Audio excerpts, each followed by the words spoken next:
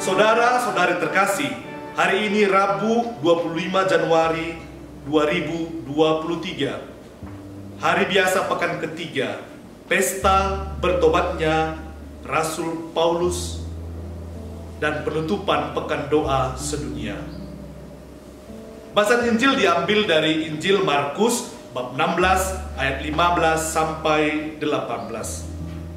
Lalu ia berkata kepada mereka, "Pergilah ke seluruh dunia, beritakanlah Injil kepada segala makhluk.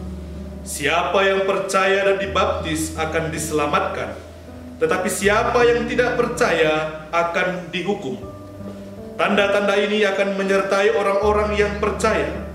Mereka akan mengusir setan-setan demi namaku. Mereka akan berbicara dalam bahasa-bahasa yang baru bagi mereka. Mereka akan memegang ular, dan sekalipun mereka minum racun maut, mereka tidak akan mendapat celaka. Mereka akan meletakkan tangannya atas orang sakit, dan orang itu akan sembuh." Demikianlah sabda Tuhan. Panggilan untuk mewartakan kerajaan Allah. Saudara-saudari terkasih, hari ini kita merayakan pesta pertobatan Rasul Paulus. Bagi Rasul Paulus, dalam liturgi gereja, kita tidak hanya merayakan kekudusannya, kemartirannya, kesaksiannya, bahkan pertobatannya juga kita rayakan.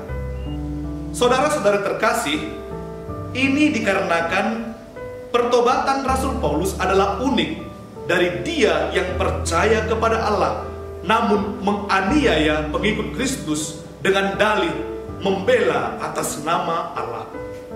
Rasul Paulus adalah seorang percaya yang bertobat. Pertobatan orang percaya.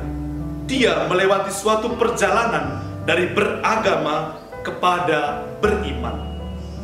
Saudara-saudari terkasih, mungkin masing-masing dari kita harus berdoa sehingga terjadi pertobatan yang sama. Seringkali hidup kita penuh dengan keagamaan, tetapi kosong dalam iman yang benar.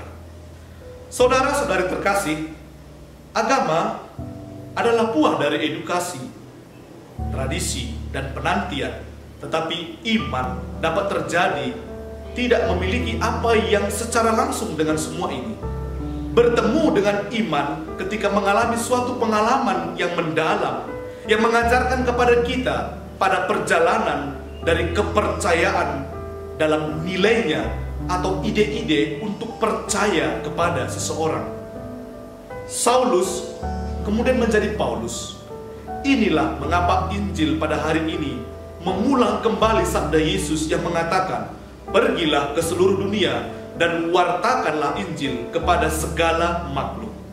Saudara-saudara terkasih, di satu pihak iman adalah pemberian untuk menerima suatu pengalaman yang mengubah. Namun demikian, masing-masing pribadi diberi kebebasan untuk menyatakan dan menerima ya atau tidak. Inilah tanda-tanda yang menemani mereka yang percaya. Dalam namaku, mereka akan mengusir setan-setan. Mereka akan berbicara dengan bahasa baru.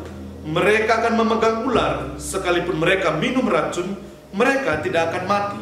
Mereka akan meletakkan tangan di atas orang sakit dan menjadi sembuh.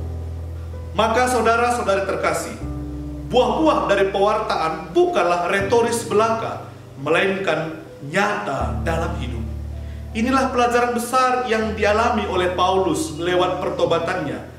Dia yang secara retoris dan rasional, juga secara teologis, pada akhirnya mengerti bahwa Allah bertindak dalam kehidupan nyata dan bukan untuk menyenangkan rasional belaka. Saudara-saudari terkasih, marilah kita berdoa kepada Tuhan supaya membantu kita untuk menghidupi iman kita.